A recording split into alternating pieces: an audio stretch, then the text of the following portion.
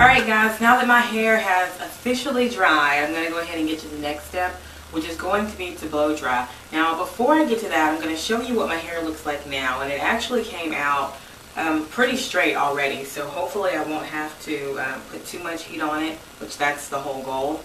So I'm going to go ahead and show you up close what it's looking like. I mean, it got pretty, pretty straight there, which I'm hoping you can see. Hoping you can see how straight it got. I mean, that's just simply with tying that scarf on there. And I will admit, the only thing that I put in my hair, well actually, let me go ahead and backtrack and tell you exactly what I did to my hair before I dried it under the dryer. Basically what I did was in the shower, while the water was running over my hair, and this is really important, so pay close attention.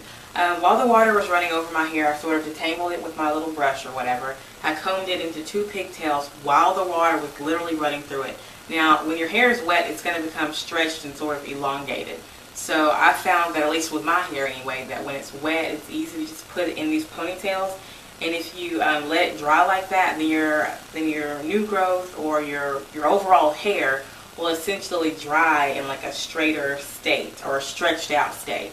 So if you do this to your hair, if you let it dry in 2 pigtails, and first you have to put it into 2 pigtails while it's soaking wet, preferably under the water, because like I said, it'll weigh it down and help it to kind of straighten out more. So do that while it's soaking wet, and when it dries, it'll basically dry pretty straight. So of course, like I told you before, I had this wrapped around my scarf as well, so that was another key tip.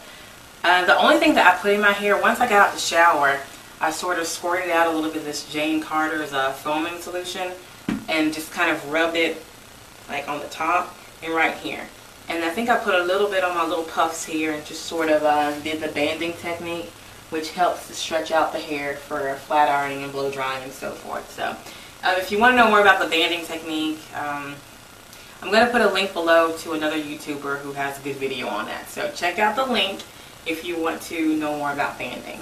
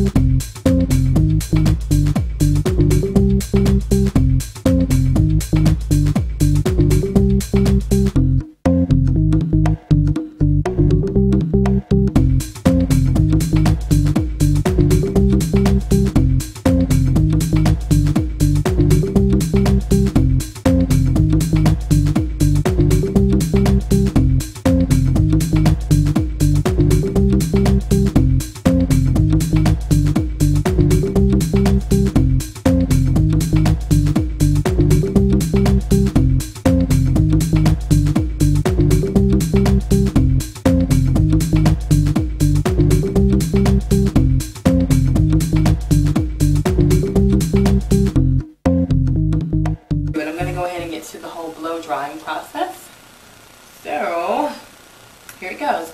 I think with my hair now, I'm going to go ahead and try to separate it into 4 sections. And when I go through it with the blow dryer, I'm going to go through it with it on low. Because like I said, the whole goal is to not put a lot of heat on my hair. So yeah. Alright, let me go ahead and section these off and I'll come back. Alright y'all, so as you can see, I now have the hair separated into 4 sections. They're probably not exactly even because I didn't really use a comb to do this with. I just used my fingers, so it doesn't really matter anyway, because I'm about to, like I said, blow dry it and break them down even further. So, like I just told you, I'm going to break down each quarter or each section into little sections as I go along. So I'm going to take the back one and just take a smaller piece of hair and start blow drying that. Now, before I blow dry anything, of course, before you put any heat on your hair, you must use a heat protectant, okay? Heat protectant. So my heat protectant of choice is the Cheese Silk Infusion, which I'm kind of running low, so hopefully I'll have enough to get through this thick head of hair. Let's hope. Alright, so like I said, I'm going to rub that on the entire little quarter section here. Make sure you distribute that evenly. You don't want to risk any of your little hair getting damaged, or in this case, I don't want to risk any of my hair getting damaged. So yeah, and this stuff smells so good. Okay.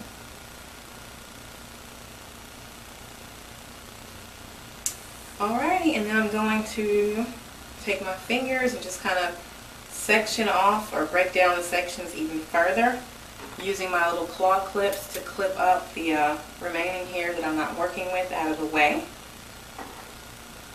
I'm going to kind of go through that a little bit. Go through that a little bit and go ahead and get started. And like I told you, I'm using a Hot Tools professional blow dryer, which is probably cheap and outdated, but oh well. And I'm going to start with it on low and then see where it goes from there, okay?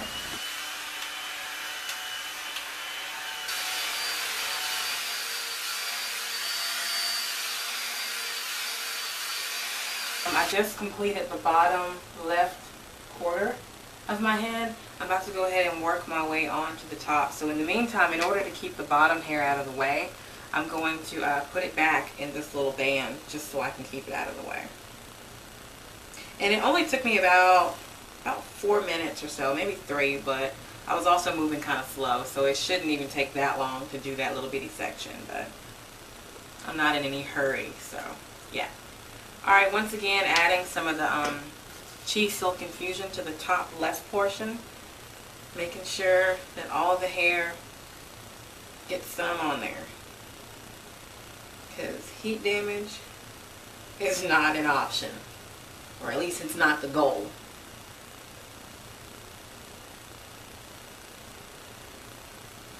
This hair up here is really, well, all my hair is really thick, but I'm going to put more, which I hope I'm not running out.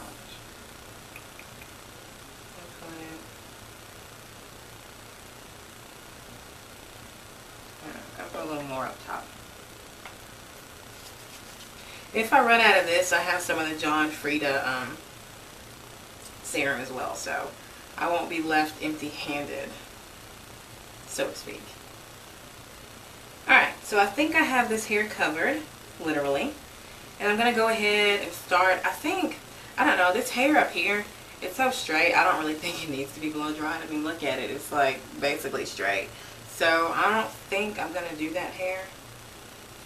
Yeah, I don't think I'm going to even do that hair because I don't think it really needs it.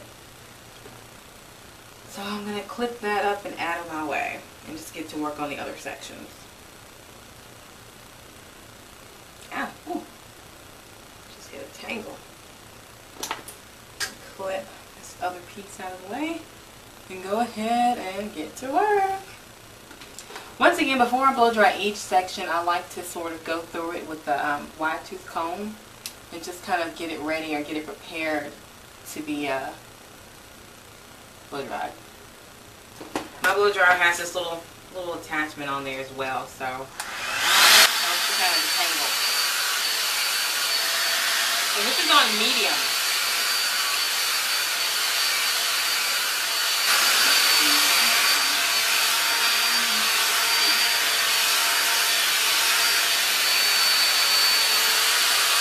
Sometimes they give it one pop on high, like literally a few seconds on high.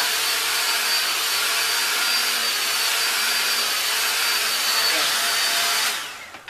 That's enough of that. There we go. And then I'm just going to keep repeating the process, people. It's nothing new. So I'm going to go ahead and wrap up this part of it. When I come back, I'm going to have the whole head already blow dry. So stay tuned for that, and I'll see you when I come back. Bye.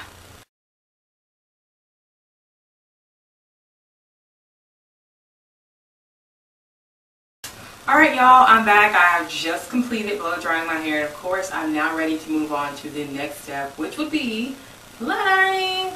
Let me go ahead and show y'all. I'm so excited right now. Like, first off, I have to tell you, like, I know I've been seeming kind of like tired and whatever. I only had like 4 hours of sleep last night. I was so excited to actually flat iron my hair for the first time in months and just kind of, you know, see the length and everything. That's what I'm most concerned with, the length of it.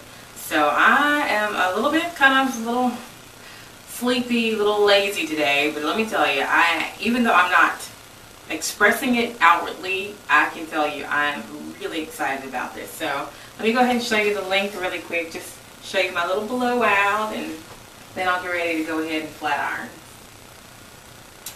See the back? It's so big. It's so weird to finally like feel my hair touching my shoulders again, kind of like I haven't felt that, not my own hair, I haven't felt that in months now, so it's kind of cool. Check me out. Let me give you up close a little blowout.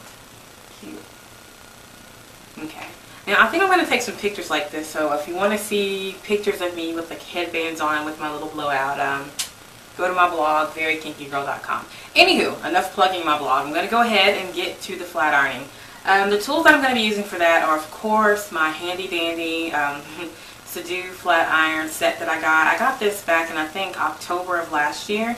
I have the mini flat iron and the Sadu Revolution flat iron as well. So let me go ahead, plug those up, and I'll be right back to go ahead and start flat ironing my hair. Alright, and I'm going to start by just separating my hair again in twos. And I'm going to put them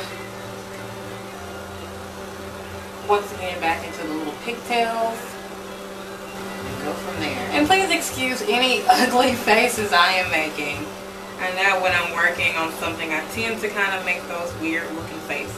So yeah, because after I do one side I'm going to do like a half straight, half afro comparison picture. So alright, once again I'm going to section off the top left quarter. Put that into a little pigtail.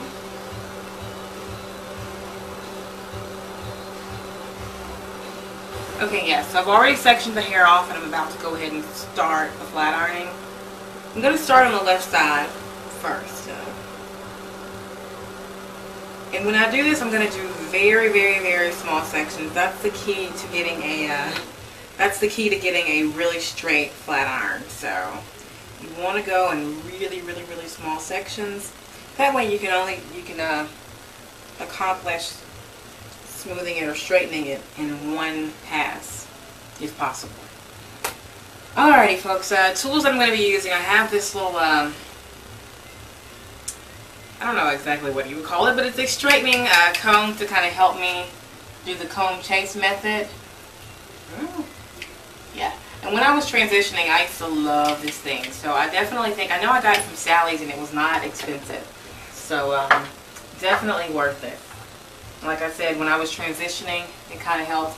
I mean, you can use a regular comb too, but if you notice, I have like burn marks on this, or melt, well, I guess you would call it burn marks, melt marks, whatever you would call it. My comb has been melted because I was using that as a flat ironing comb before doing the comb chase method. But this right here, it's safe to use and it will not melt, so yeah. Alright, let me go ahead and get started. I think I have my flat iron on about 350 or so. Somewhere between like 350 and 400. So it's kind of hard to tell with this. I mean, it does have the temp on here, but it's hard to explain. But yeah, somewhere between 350 and 400. So yeah, here goes nothing. And I think, once again, before you do the comb chase method, make sure you comb through the hair first. I'm going to do that one again because since I haven't flat ironed in so long, my skills are not that great. I usually pull the hair to kind of, you know, get some tension on it.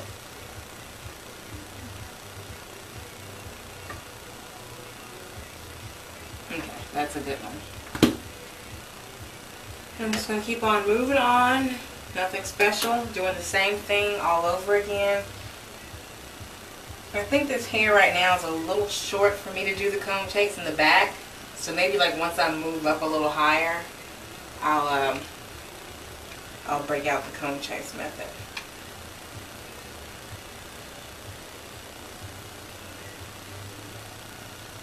And the thing that I love about these City flat irons is that I have a little shorty one that came with it, and this is great for the hair around, like in the back, like kind of at the nape of the neck, like at the roots.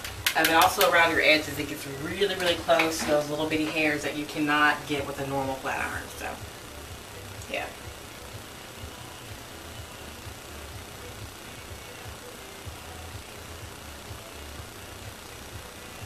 Which I think I might come back to those little baby hairs and come back and do those at the end.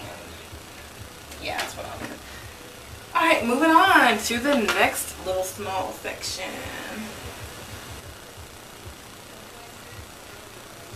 I don't know if y'all can see that, but so far, that's what the back is looking like.